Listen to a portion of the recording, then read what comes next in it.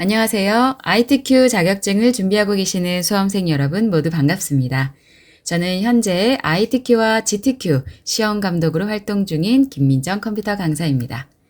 이번 강의는 26년 6월 13일에 진행된 ITQ 인터넷 2교시 시험 비유형 문제풀이로 준비했습니다. 인터넷 시험은 다른 과목에 비해서는 취득하기가 좀 쉬운 과목이죠. 평소에 인터넷을 이용해서 검색을 많이 해보신 분들은 더욱 쉽게 답을 찾아내실 수 있을 것 같습니다. 강의를 통해서는 어떤 유형의 문제가 출제가 되고 있는가 한번 보고 가시면 조금이나마 더 도움이 되실 것 같고요. 바로 문제 풀어보도록 하겠습니다. 시험장에 가시면 시험이 시작되기 바로 전에 감독관님이 시험지를 나눠주시는데요. A3 사이즈의 앞 뒷면으로 인쇄된 시험지가 배포됩니다. 시험지 받으시면 2교시 시험 보시는 분들은 비유형인지 3교시 시험 보시는 분들은 C유형인지 문제 유형 확인 한번 해주시고요. 수험 번호와 이름은 직접 펜으로 시험지에 기재해 주셔야 됩니다. 그리고 나오실 때는 반드시 시험지를 제출하고 나오셔야 되겠죠. 나머지 수험자 유의사항은 시험지 받으시면, 배부 받으시면 한번 읽어보시면 되고요. 그리고 저장하는 방법은 또 문제 풀면서 같이 진행을 할 겁니다. 중간중간에 주기적으로 저장하고 답안 전송하는 거 잊지 마시고요. 그리고 답안 저장 전송하는 방법은 영상이 따로 준비되어 있으니 참고해 주시면 좋을 것 같습니다. 자, 그리고 문제 유형에 따라서 답안을 작성하는 요령이 있는데요. 문제에도 다 표시가 되어 있기 때문에 크게 신경 쓰지 않으셔도 됩니다. 문제 1번, 2번, 3번, 8번은 정답의 번호만 입력을 해주시면 되겠고요. 그리고 문제에 따라서 정답을 이렇게 직접 찾아서 넣어주셔야 하는 경우도 있고, 또 문제 4번 같은 경우는 URL, 내가 답을 찾은 실제 홈페이지의 주소까지 넣으셔야 하는 경우도 있습니다. 그리고 문제 9번은 이미지 파일까지 함께 넣어주셔야 되는데요. 제시된 내용 그대로 입력을 해주시면 됩니다. 자, 문제를 먼저 보면요. 1번부터 풀어볼게요. 1번, 2번 문제는 항상 인터넷 윤리 문제가 나오고 있는데요. 각 30점씩이고 이 두 개의 문제는 따로 검색을 하실 필요는 없습니다. 평소에 알고 계시던 내용으로 쉽게 풀어보실 수 있는 문제입니다. 1번에 다음 중 스마트폰 앱 설치 시 주의사항으로 옳지 않은 것은 유료 앱을 무료로 제공하는 불법 사이트는 이용하지 않는다. 맞겠죠? 불법 공유 사이트는 이용하지 않는 게 맞겠죠? 다른 사용자들의 후기와 평점을 참고해서 앱의 신뢰성을 확인하는 것도 좋은 방법이겠고요. 앱이 요구하는 접근 권한이 꼭 필요한 것인지 확인하시고 무조건 앱의 접근 권한을 모두 허용하시는 것보다는 꼭 필요한 것들만 권한을 허용하시는 것도 앱을 잘 사용하시는 방법 중에 하나이겠습니다. 알 수 없는 문자 메시지로 받았는데 단축 URL을 눌러서 앱을 설치합니까? 아주 위험한 행동이겠죠? 주의사항으로 옳지 않은 것은 4번이 되겠네요. 쉽게 푸실 수 있는 문제입니다. 조금 있다가 답안 파일을 열어서 한 번에 답을 좀 입력하도록 하겠습니다. 문제 2번도 계속해서 풀어볼게요. 다음 중 사용 중인 컴퓨터가 악성 코드에 감염돼서 가짜 금융 사이트로 유도되는 파밍 공격을 받았을 때 대처하는 방법으로 옳지 않은 거예요. 가짜 금융 홈페이지에 개인정보 및 금융거래 정보는 당연히 절대로 입력하시면 안 됩니다. 이용 중인 금융회사 콜센터에 연락해서 본인 계좌에 대한 지급 정지를 요청하시면 이미 가짜 금융 사이트에 악성 코드가 감염되었을 때 예방하시는 방법 중에 하나겠죠. 사용 중인 바이러스 백신 제품을 삭제합니까? 다른 회사 제품으로 교체하나요? 이건 오히려 더 위험한 행동이 될 수 있겠습니다. 바이러스 백신 제품으로 한 번 더 바이러스를 확인을 해야 되겠고요. 더 안전한 프로그램이 있다면 중복적으로 앱을 설치하셔도 상관없겠습니다.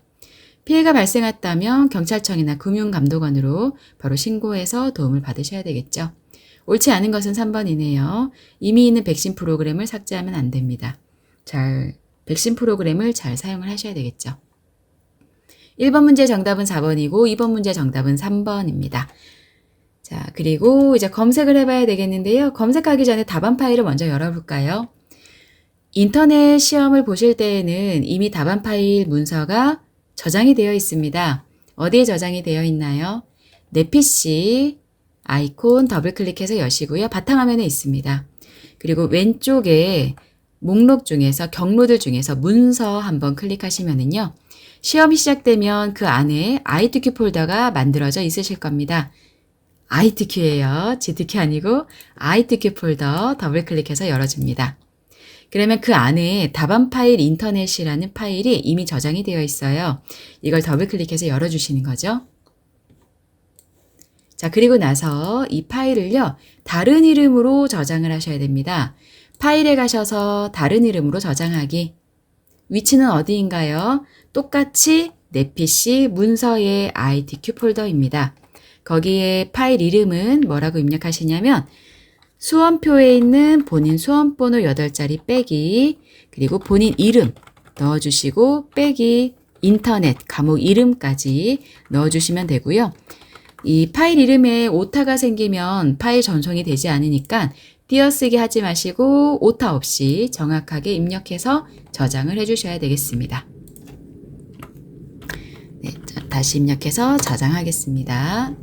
자, 그리고 인터넷 답안 파일을 여셨을 때도요, 제일 하단에 이렇게 표기가 되어 있어요.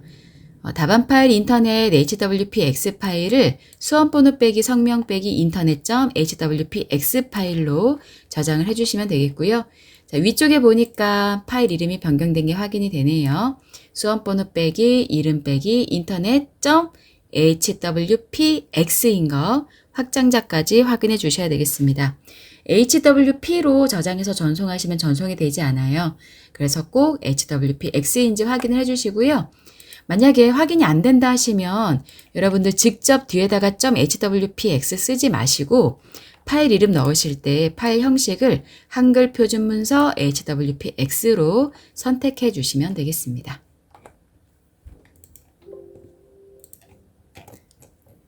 자, 아까 그리고 문제 정답을 쓸 건데요. 그 전에 문제 유형부터 써주셔야 됩니다.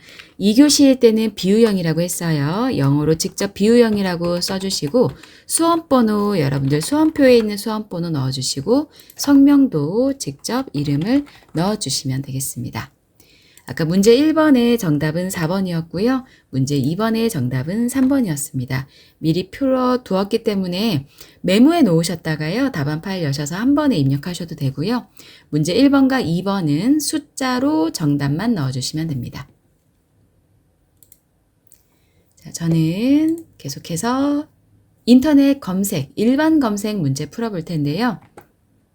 각 10점이고요. 우선 3번 문제에 3개 풀어볼게요. 제17회 DMZ 국제 다큐멘터리 영화제의 수상작을 보기에서 찾아서 해당 번호를 답안지에 넣도록 하겠습니다. 인터넷에 들어가실 때에는요. 시험장에 가보시면 구글 크롬이 설치가 되어 있을 수도 있고 마이크로소프트 엣지가 설치가 되어 있을 수도 있습니다. 시험 당일날 조금 고사장에 일찍 도착하셔서요.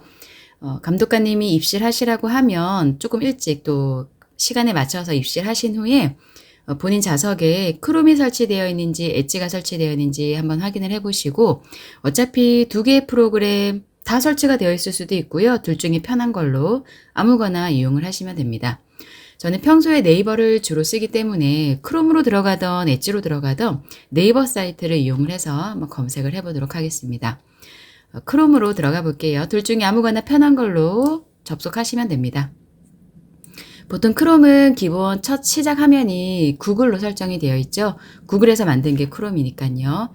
자, 여기에서 바로 검색을 해도 되긴 하겠지만 저는 네이버를 통해서 검색을 해보겠습니다.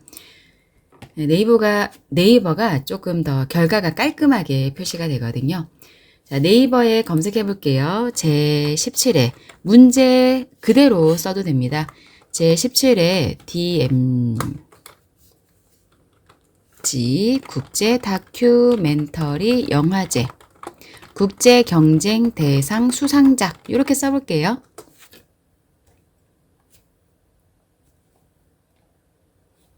자, 전체적으로 다 나오네요. 국제 경쟁 대상 수상작은 발 아래 땅이라고 나왔는데요. 발 아래 땅이 보기에 보니까 2번에 있습니다. 그러면 국제 경쟁 대상 수상작은 2번 발 아래 땅이 되겠고요. 그대로 위에 검색창에다가요. 프론티어 대상도 써볼게요. 프론티어 대상 수상작도 검색해 보겠습니다. 제17회 DMZ 국제 다큐멘터리 영화제 그대로 검색하고 있습니다. 자, 답 나오네요. 하산과 가자에서 1번에 있네요. 문제 3-2번의 정답은 하산과 가자에서가 되겠네요. 자, 그 다음 것도 계속 풀어봅니다.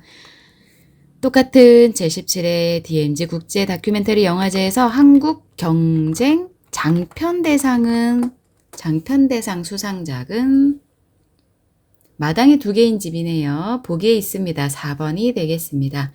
답 나왔네요. 2번, 1번, 4번이 되겠습니다. 그러면 아까 그 한글로 되어 있던 답안 파일 있으시잖아요. 그거 여셔가지고 바로 숫자로만 쓰시면 되세요. 3-1번의 정답은 2번이었고 아래로 내려가서 3-2번의 정답은 1번이었고 3-3번의 정답은 아까 4번이었습니다. 쉽게 검색 결과가 나왔습니다. 일반 검색은 지금처럼 문제에 있는 찾고자 하는 내용과 이 각각 1번, 2번, 3번에 있는 검색어를 그대로 넣어주시기만 하면 네이버에서 쉽게 결과를 얻으실 수 있는 문제가 되겠습니다. 자, 다음은 일반 검색 문제인데요. 각 50점이에요. 자, 이 4번 문제 같은 경우는 항상 정답도 찾아서 넣으셔야 되고 URL, 주소까지 함께 기입을 하셔야 되겠습니다. 사람을 속이기 위해 디자인된 사용자 인터페이스를 뜻하는 말이래요. 인터넷 사이트나 애플리케이션에서 사용자들을 은밀히 유도해서 물건을 구매하거나 서비스에 가입하게 하는 것이 대표적인 사례라고 합니다. 자, 이거 한번 검색해 볼까요? 위에 네이버에 검색했던 곳 따다닥 3번 클릭하시면 검색어가 전부 다 블럭이 잡히거든요. 한 번에 지우실 수 있습니다. 물론 클릭하셔서 백스페이스 바나 딜리트 키로 지우셔도 되죠. 사람을 속이기 위해 디자인된 사용자 인터페이스를 뜻하는 말. 우선 간단하게 검색해 보겠습니다. 자, 사람을 속이기 위해 디자인된 사용자 인터페이스를 뜻하는 말은 다크 패턴이라고 결과가 나왔는데요. AI 브리핑에서 답은 나왔습니다. 답은 요거겠죠. 그런데 이것만 답을 넣으면 복사해서 넣으면 되거든요. 그런데 이 문제에서는 정답도 넣어야 하고 URL도 넣어야 한다고 했어요. 그러면 이 URL, 여기서는 AI 브리핑은 URL을 넣을 수가 없기 때문에요. 저는 요거를 어디에서 찾을 거냐면 지식인이나 블로그 이런 데서도 찾으시면 안 되거든요. 그래서 여기 위에 서비스들 중에서 지식백과 사전이 있습니다. 네이버 지식백과로 들어가 볼게요. 보통은 어떤 이런 문제를 검색을 하시면은요, 하단에 지식백과에서 바로 결과가 나오기도 하는데, 그냥 AI 결과나 개인들이 올린 블로그 결과만 나오신 경우에는 URL을 찾아주기 위해서 직접 지식백과로 들어가셔도 됩니다.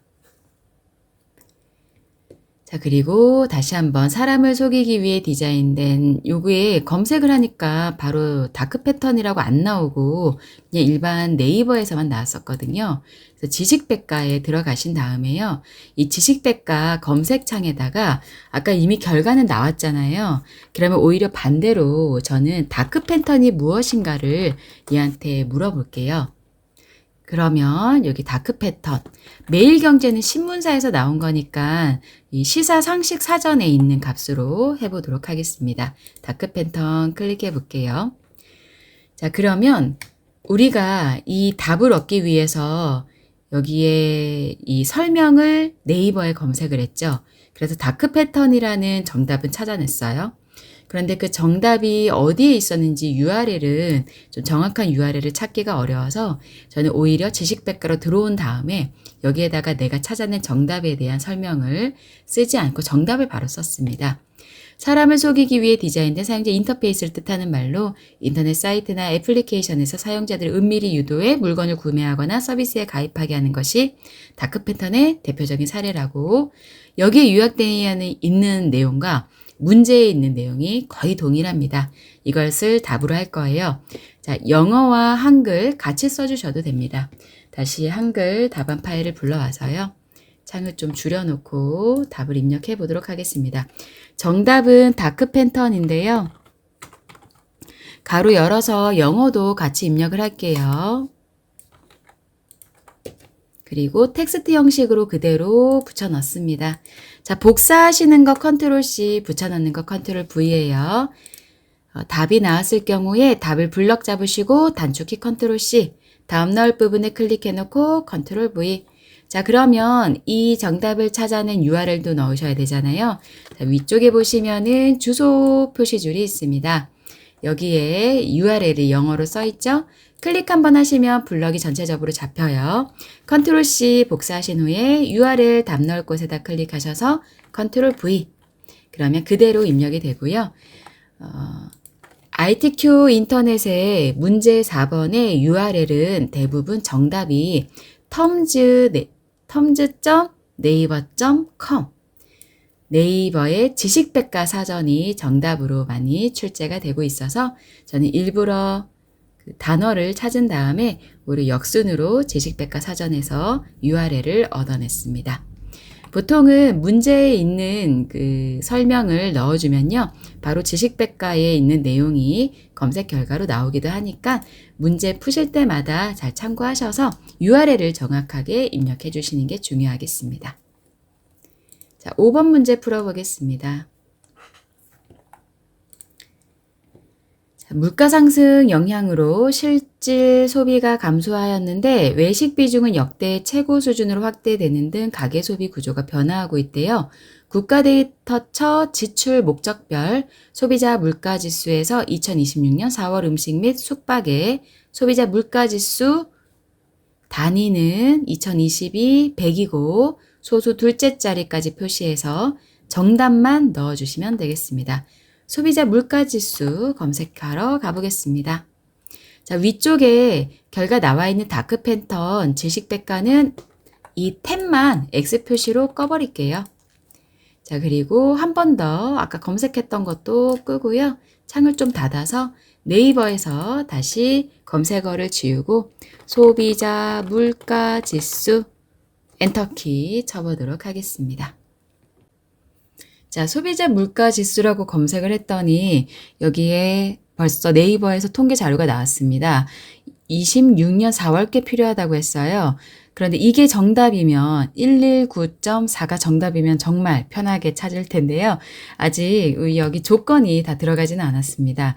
문제에 보시면 국가데이터처에서 지출 목적별 소비자 물가지수에서 26년 4월에 지출 목적이 무엇이냐? 음식 및 숙박의 소비자 물가지수를 알고 싶다고 했거든요. 그러면 이 지출 목적, 음식 및 숙박으로 지출된 것을 그 물가를 찾으셔야 되는 거거든요. 그런데 이게 국가데이터처에 있다고 했어요. 문제를 푸실 때 5번 문제 같은 경우는 대부분 이렇게 통계 결과를 찾아내는 문제로 나오거든요. 그래서 국가데이터처 사이트를 들어가는 일이 많습니다. 아니면 기상청 같은 사이트도 많이 들어가실 거고요. 그러면 제가 소비자 물가지수를 검색해서 들어왔기 때문에 이 소비자 물가지수를 통계를 낸 출처가 나와 있습니다. 국가데이터처를 검색해서 바로 들어가셔도 되겠고요. 저는 소비자 물가조사를 검색해서 들어왔으니까 이 출처가 되는 국가데이터처 링크가 걸려 있어서 이걸 클릭해서 들어가 보겠습니다. 자, 그랬더니 소비자 물가지수에 해당하는 국가데이터처의 이 통계 내용으로 들어왔는데요. 왼쪽에 보니까 지출 목적별 소비자 물가지수 우리가 찾는 분류가 있네요. 여기를 클릭을 하시고요. 그리고 지출 목적이 아까 음식 및 숙박이었죠? 11번에 있습니다. 음식 및 숙박. 그러면 이제 날짜만 찾아가면 되겠네요. 옆으로 쭉 가다 보니까 2026년 4월이라고 했습니다. 127.26 이게 정답이 되겠네요. 자, 이렇게 해서 이 통계 자료에서 내가 필요한 내용을 찾아주시면 되는데 문제에 거의 다 답이 있습니다. 국가데이터처에서 지출 목적별 소비자 물가지수를 찾는데 26년 4월 거였고 지출 목적은 음식 및 숙박이다.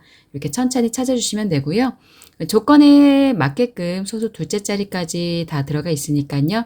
127.26을 정답으로 넣도록 하겠습니다. 최소화 시켜두었던 한글 파일 다시 불러와서요. 문제 5번의 정답은 127.26 정확하게 입력해 주시면 되고 소수자리이기 때문에 여기 점을 마침표로 넣어 주셔야 되죠. 쉼표로 넣으시면 오타가 될 수 있으니까 숫자 정답 넣으실 때 주의해 주셔야 되겠습니다.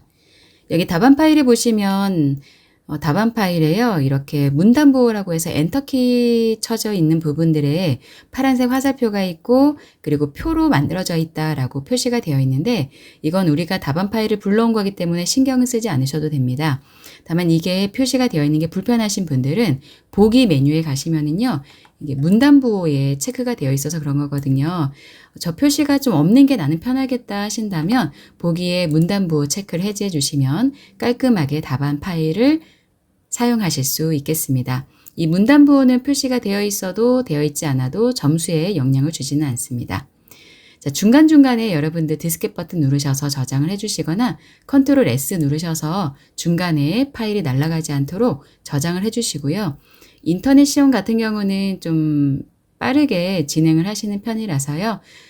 저장을 자주 해주시고 중간중간에 감독관님이 전송해주세요 라고 하면 그때그때 또 전송을 해주시는 게 좀 안전할 수도 있겠습니다. 자, 바로 6번 문제 풀어볼 텐데요. 6번, 7번, 8번 문제는 AI 문제입니다.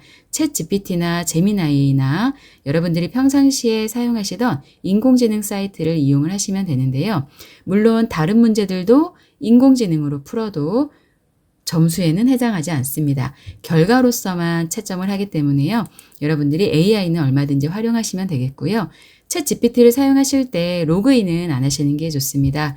오히려 로그인을 하면 그 고사장 컴퓨터에 내 로그인 내용이 남게 되고요. 그리고 또 나가셔서 로그인 되어 있는 상태에서 내가 챗 GPT나 제미나이와 대화했던 걸 보시면 문제가 공개되기 전에 문제 유출의 가능성이 있어서 로그인을 하지 않고도 푸실 수 있는 문제로 출제가 되고 있습니다.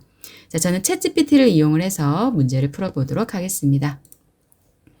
자, 국가 데이터처에 들어왔던 창은 닫고요. 네이버에서 챗 GPT 검색해서 들어가 볼게요.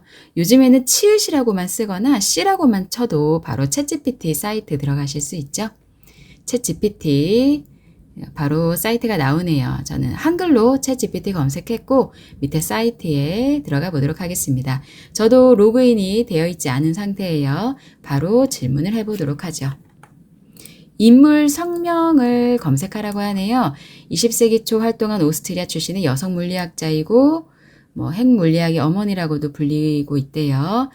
공동 연구자였던 오토하는 모델상을 받았는데 여성이라는 이유와 정치적 상한 때문에 수상 명단에서 제외되었던 109번 원소는 이 사람의 이름을 따서 명명되었다고 합니다. 자, 검색해 볼까요? 좀 쉽게 나올 것 같은데요. 이런 검색은 AI를 이용하지 않고 네이버에 물어봐도요. 네이버도 요즘에 다 AI 브리핑이 되기 때문에 바로 결과가 나올 것 같긴 한데 챗 GPT한테 물어보도록 하죠. 20세기 초 활동한 오스트리아 출신의 여성 물리학자로 핵 물리학의 어머니라 불리기도 하며 1997년 발견된 저 중간에 다 건너뛸게요. 원자 번호 109번 원소는 이 사람의 이름을 따서 명명되었다. 누구일까? 라고 물어보겠습니다.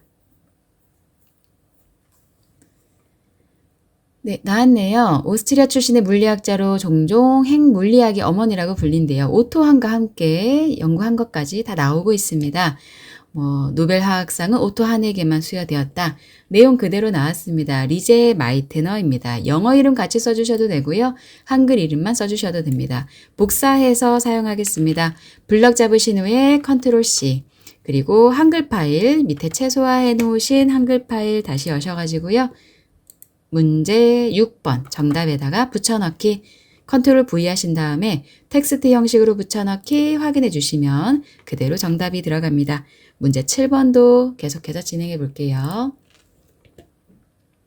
천문학자가 꾸민 철수는 인터넷에서 천문학과 관련된 자료를 찾다가 신기한 자료를 발견했대요.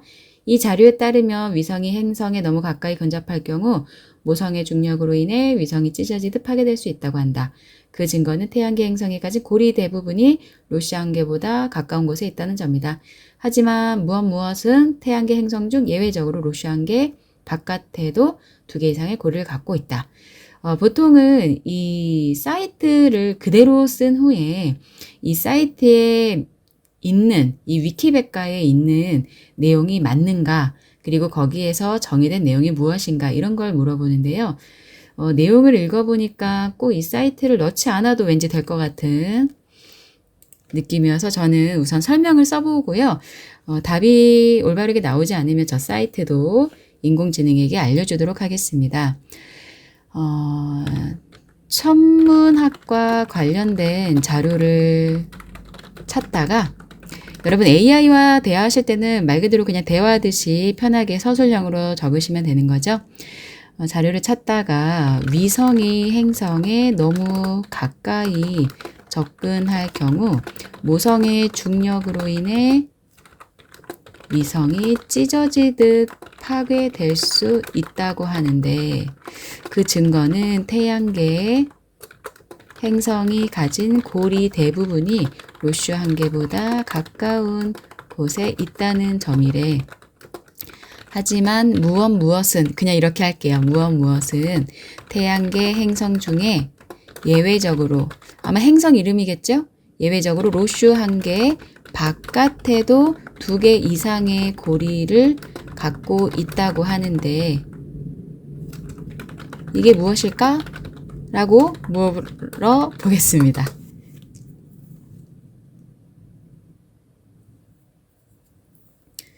지문에 나온 문구는 토성을 가리키는 경우가 많다고 하네요. 대부분의 행성고리는 로슈안계 안쪽 또는 그 부근에 있는데, 토성은 예외적으로 바깥에도 여러 개의 고리를 가지고 있다. 쭉 설명이 되어 있습니다. 토성이 정답인 것 같은데요. 토성이라고 정답 넣도록 하겠습니다. 여러분들 만약에 조금 더 정확하게 결과를 얻고 싶으시다면 이 주소를 그대로 입력을 하신 후에 이 사이트를 검색하다가 이 자료가 나왔다, 그렇게 해서 조금 더 자세하게 물어보시면 좋을 것 같아요. 저는 답을 토성으로 하겠습니다. 토성. 자, 그리고 8번. 자, 8번 같은 경우는 항상 이 인공지능이 오류를 나타내는 할루시네이션에 대한 문제가 출제가 되고 있습니다. 인공지능과 대화를 나누다 보면 인공지능도 잘못된 결과를 나타내게 되는데요. 그 부분에서도 틀린 것을 다시 찾아내는 문제입니다. 보통 이제 맨 처음에 이 할루시네이션이라는 게 나왔던 게요. 이순신 장군이 스마트폰을 사용할 때 어떤 점을 편리하게 생각했느냐 했더니 AI가 어떤 점이 편리하다고 했습니다. 세종대왕님이 한글을 창제하실 때 노트북으로 무엇을 검색했는가 물어보니까 진짜로 노트북을 사용하셨던 것처럼 막 설명을 하는 거를 비롯해서 이제 이 할루시네이션이라는 게 발견이 됐죠. 많은 원인도 있었는데요. 그래서 이 인공지능이 항상 정확한 결과만 나오는 건 아니기 때문에 계속 여러분들이 검색하신 것을 토대로 계속 이제 발전을 해나가는 형태이잖아요. 딥러닝의 형태여서 이 결과물에 틀린 설명이 무엇인지를 번호를 찾아서 넣으시면 되겠습니다. 이 내용을 쓰시는 게 아니라 1번, 2번, 3번, 4번, 5번 중에서 잘못된 내용을 찾아서 넣으시면 되는데, 다시 물어보시면 되는 거죠. 내용을 그대로 써주시면 됩니다. 한번 물어볼게요. 좀 기네요. 저는 최대한 많이 써보도록 하겠습니다. 바로 쓰면서 문제를 풀어보죠. 소닉 해지호그 단백질은 동물의 배아 발달 과정에서 작용하는 발생 생물학에서 매우 핵심적인 단백질 중 하나이다. 여기 위에다가 또 얘가 좀 잘 알 수 있도록 괄호 열어서 SHH도 쓸게요. 이 SHS는 첫 번째, 얘가 구분하기 좋도록 좀 번호를 넣도록 하겠습니다. 첫 번째, 초파리 유전자 연구 과정에서 발견되었다. 두 번째, 1993년 그대로 써주시면 됩니다. 통해 발표되었다. 세 번째,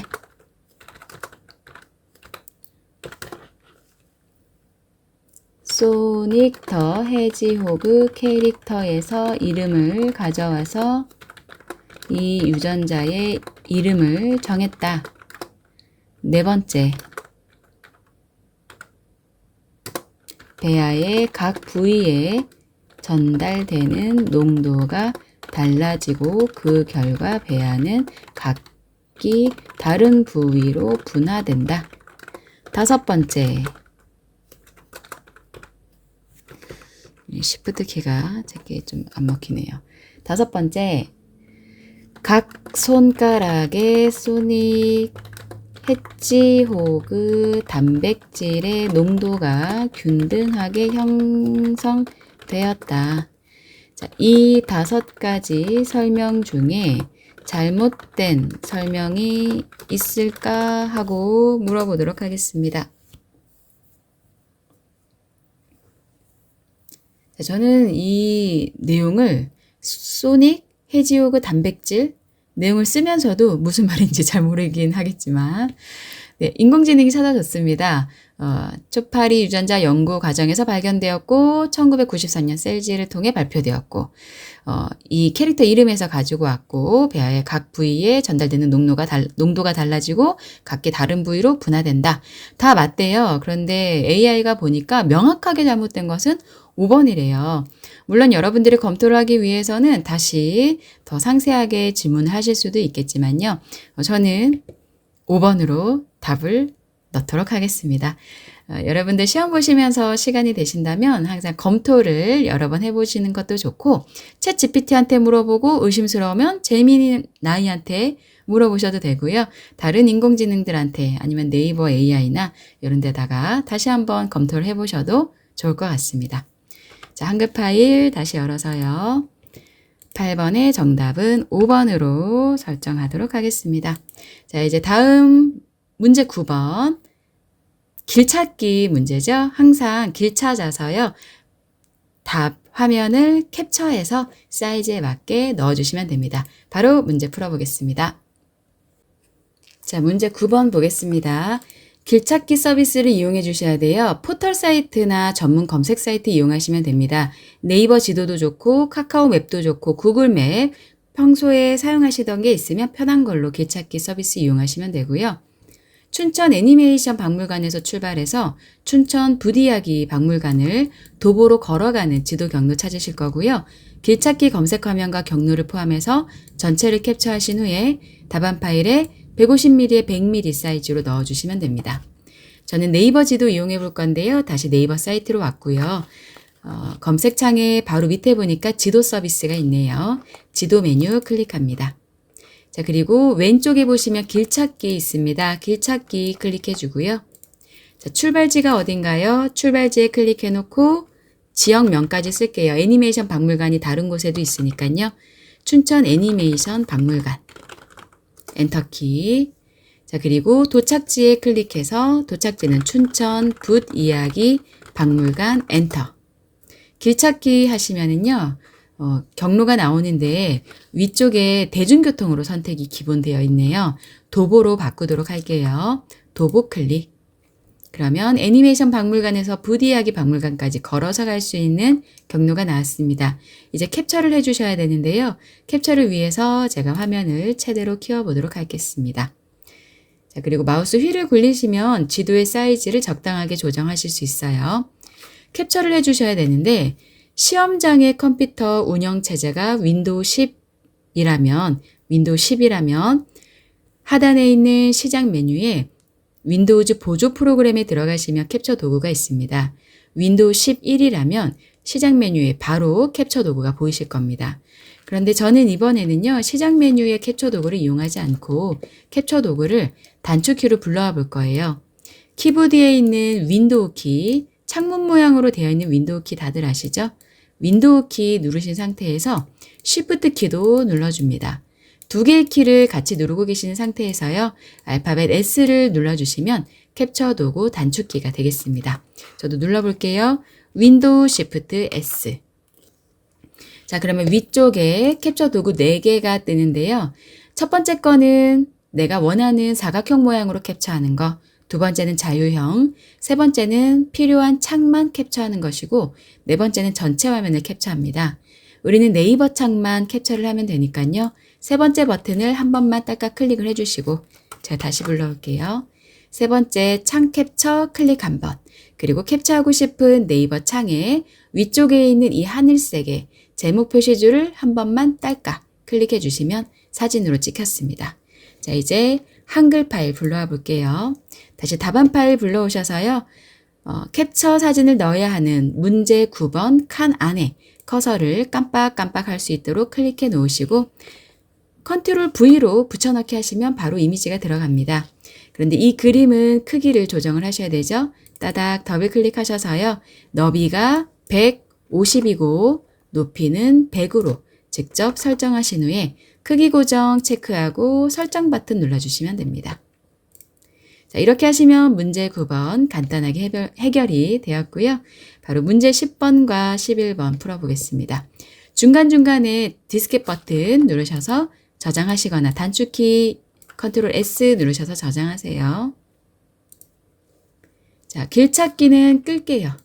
길찾기 네이버 지도는 이 탭만 X 표시로 끄시면 됩니다. 인터넷 전체 끄실 필요 없고요.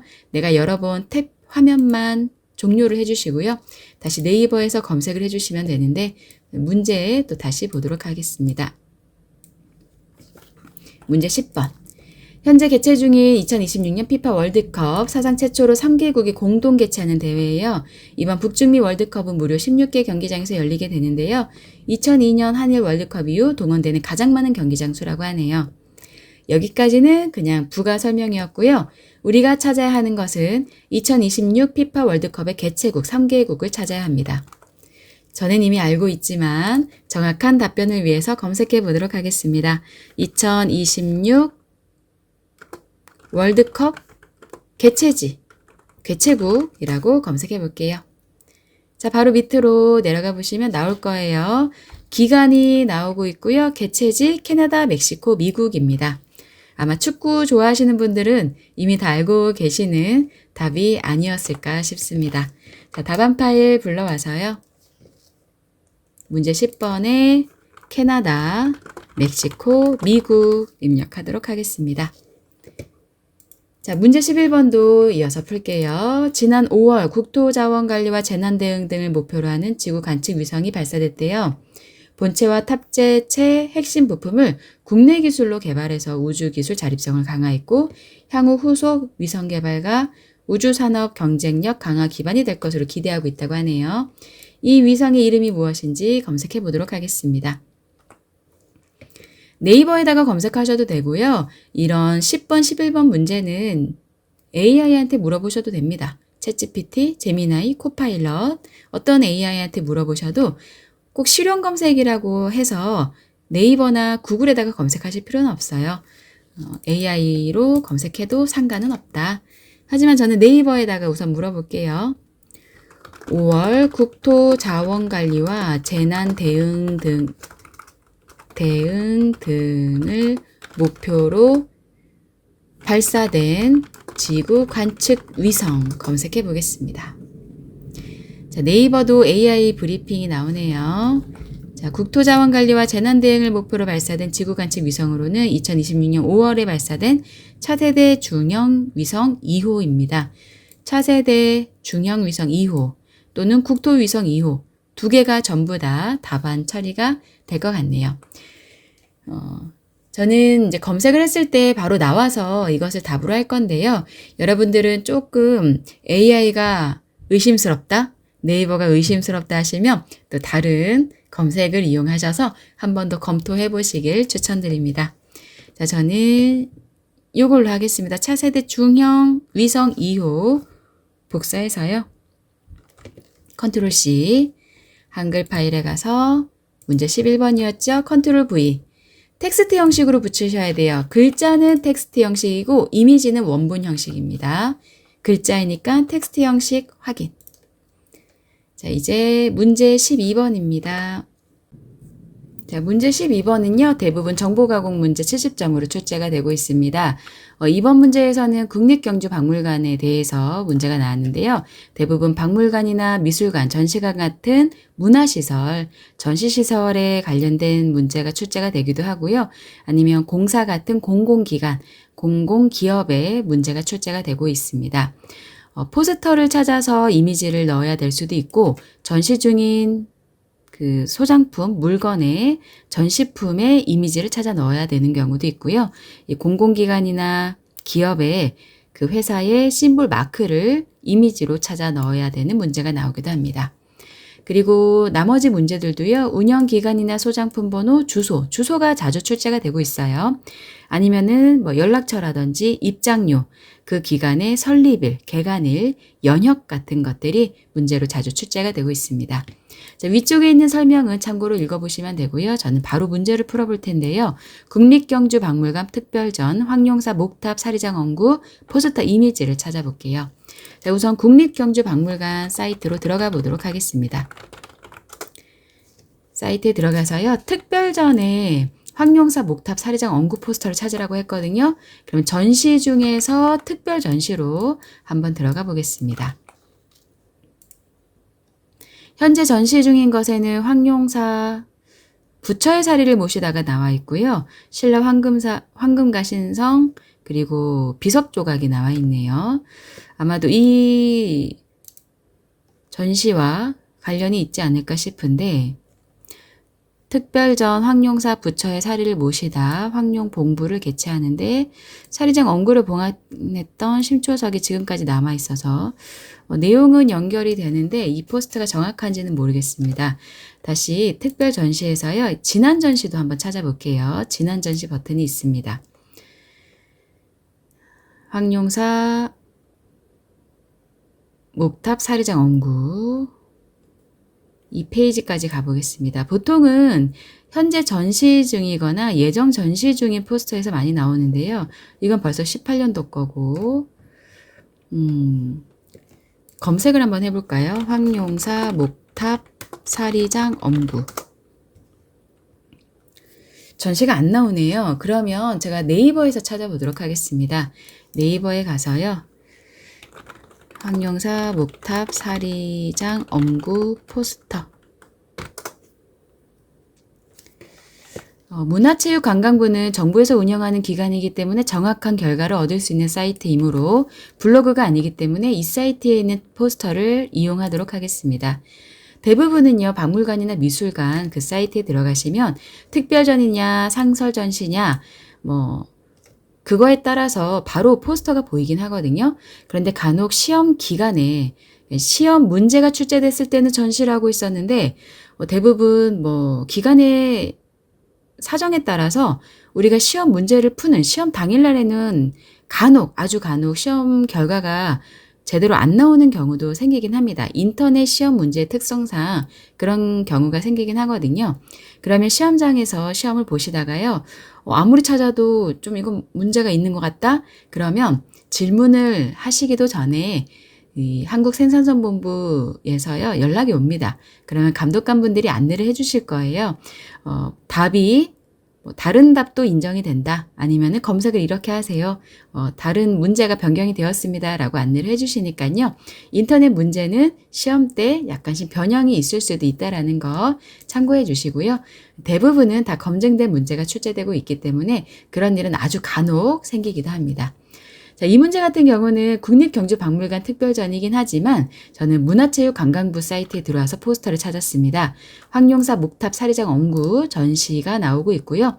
전시 장소는 국립경주박물관. 이 포스터 이미지를 가지고 가면 정확할 것 같습니다. 자, 이미지에서 마우스 오른쪽 버튼 누르시고 이미지를 복사하도록 하겠습니다. 저장하지 마시고요. 그냥 바로 복사해 버리세요. 오른쪽 마우스 클릭해서 복사. 그리고 답안 파일 열러 가볼게요. 잠깐 문서를 다시 열어보겠습니다. 좀 닦였나 봐요. 네, 작업하시던 파일 중간에 꼭 저장을 잘 해주셔야 됩니다. 문제 그 답안에 보시면은요, 표에 이렇게 빈 공간이 있거든요. 그러면 정보가공 문제에 여기 보시면 국립경주박물관이라고 써 있어요. 저도 여기다가 국립경주박물관이라고 한번 써줄 거고요. 자, 이미지 넣겠습니다. 12-1번에 커서 갖다 놓으시고 오른쪽 마우스 눌러서 붙이기 하시거나 단축키 있죠? 컨트롤 V 해주시고요. 이번에는 이미지 파일이기 때문에 원본 형식 유지 체크해 주시고 확인 버튼 눌러주셔야 되겠습니다. 자, 이미지 사이즈 상관없으니까요. 이미지만 넣어주시면 되세요. 자, 제 73기 경주 어린이박물관 학교 운영기간 찾아보겠습니다. 사이즈를 좀 크게 해놓고 다시 국립경주박물관으로 들어가야겠네요. 국립경주박물관 사이트로 접속을 하죠. 그러면 교육일 것 같아요. 교육의 교육 프로그램으로 볼 거고요. 어린이 교육이니까요.